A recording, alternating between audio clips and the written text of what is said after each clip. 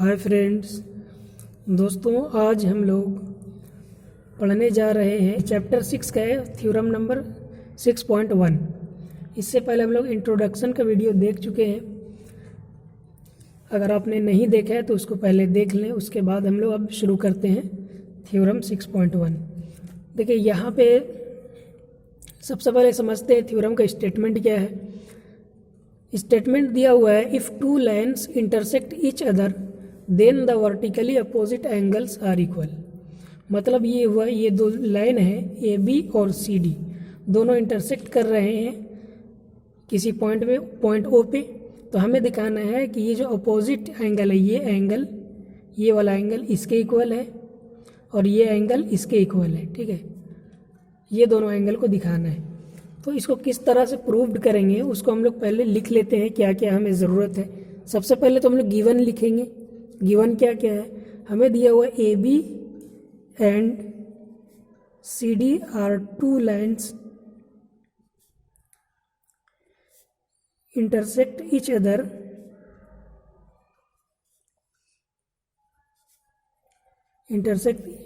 Eight O. ठीक है, दोनों लाइन एक दूसरे को ओ पॉइंट पे इंटरसेक्ट कर रहा है। दूसरा हमें लिखना है कि प्रूफ क्या करना है। तो हमें प्रूफ करना है दूसरे में कि वर्टिकली अपोजिट एंगल ये इक्वल होते हैं। मतलब ए ओ डी, मतलब पहले यहाँ से आप देख ले, इस तरह से लिख सकते हैं एंगल ए ओ सी, ये वाला एंगल इस एंगल के मतलब बी ओ डी के इक्वल है। मतलब एंगल ए ओ सी ये इक्वल है एंगल बी ओ डी के। दूसरे पार्ट में हमें प्रूफ करना है एंगल ए ओ डी, मतलब ये वाला एंगल इस एंगल के इक्वल है। मतलब A O D is equal to angle B O C. ये दोनों चीज़ हमें प्रूव करना है, टू प्रूव। अब आ जाते हैं प्रूफ में। पहले हम लोग क्या करेंगे, इसको पहले सॉल्व कर लेंगे ताकि आपके दिमाग में एक तरह से एक रास्ता समझ में आ जाए। उसके बाद फिर हम लोग इसको आसानी से किस तरह दिमाग में रखना है वो भी सीखेंगे। पहले देखते हैं प्रूफ में हम लोग चलेंगे। देखिए आप यहाँ पे देखिए कि ये एक लाइन है। ठीक है, सी डी एक लाइन है तो हम लोग इस तरह से लिखेंगे, और सी डी एक लाइन है और ओ ए एक रे है। ठीक है, तो हम लोग लिखेंगे ray O A stands on a line. ये ओ ए रे जो है वो सी डी पर स्टैंड कर रहा है। ठीक है, अब जब ओ ए पर इस तरह से अगर कोई रे स्टैंड करता है किसी लाइन पे, तो ये एंगल और ये एंगल, इन दोनों का सम 180 होता है, जिसको लीनियर पेयर बोलते हैं। इससे पहले इंट्रोडक्शन वीडियो में हम लोग देख चुके हैं। इसका मतलब हम लोग बोलेंगे इस तरह से, ए ओ सी मतलब ये एंगल और ये एंगल दोनों का सम 180 होगा। यानी ए O C plus A O D, इन दोनों का सम जो होगा ये 180 होगा।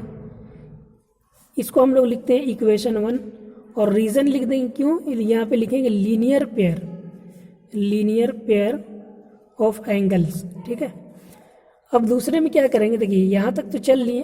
अब दूसरा काम ये करेंगे, देखिए हमको लाना क्या, ए ओ सी और बी ओ डी। तो ए ओ सी तो इसमें इंक्लूड है। अब बी ओ डी लाने के लिए हमको इस लाइन पर चलना होगा, मतलब इस लाइन को देखें और इसको रे मानना होगा। तो ये जो रे है ओ डी, ये स्टैंड कर रहा है ए बी पर, तो हम लोग लिखेंगे ray O D stands on a line. O D किस पर, ए बी पर है। देयरफॉर, इस वजह से हम लोग इस तरह से लिख सकते हैं, या फिर इट इम्प्लाइज लिखें आप, ए ओ डी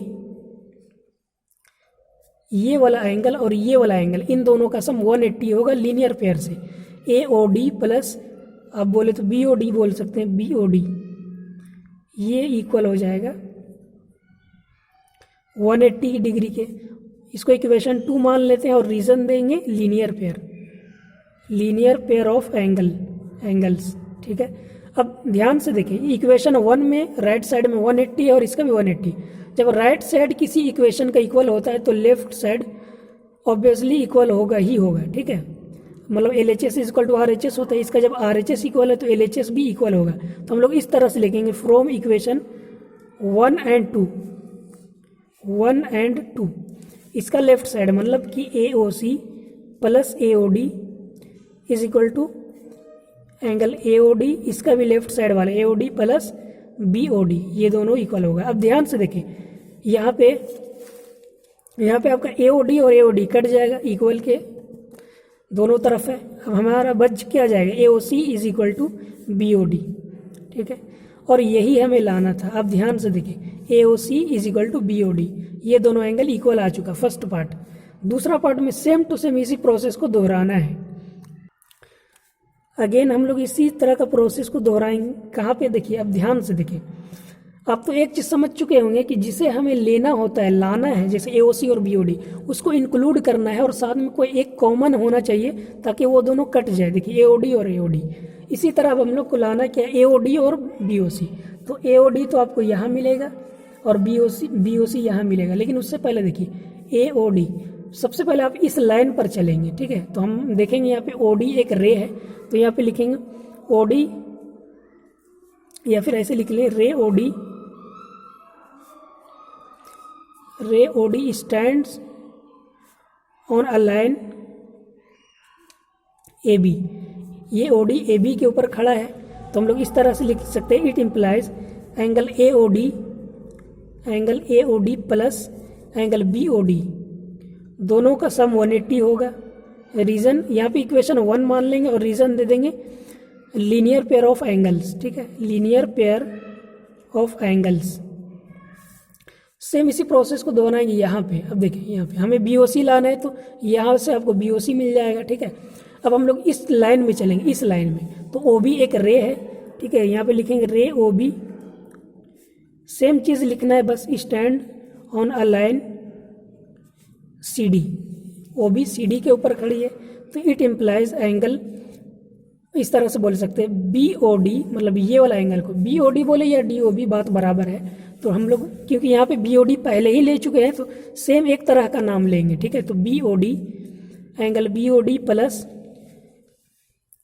BOC, इन दोनों का सम भी 180 होगा। रीज़न, इसको इक्वेशन 2 दे देते हैं, और रीज़न होगा लीनियर पेयर ऑफ एंगल्स। अब सेम इसी प्रोसेस को देखिए 1 और 2 में, यहाँ पे 180 राइट साइड में, तो लेफ्ट भी इक्वल होगा, तो यहाँ पे लिखेंगे फ्रॉम इक्वेशन 1 एंड 2।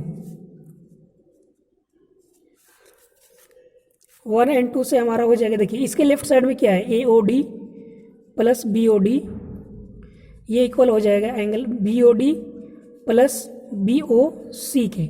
अब देखें तो BOD कट जाएगा दोनों तरफ, तो हमारा आ जाएगा AOD plus is equal to BOC, और हमें यही लाना था दोनों।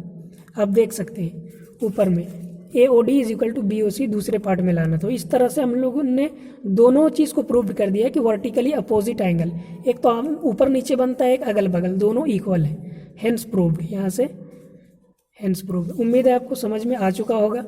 तो वीडियो अच्छा लगे तो ज़रूर लाइक करें और चैनल को सब्सक्राइब करना ना भूलें। Thanks for watching.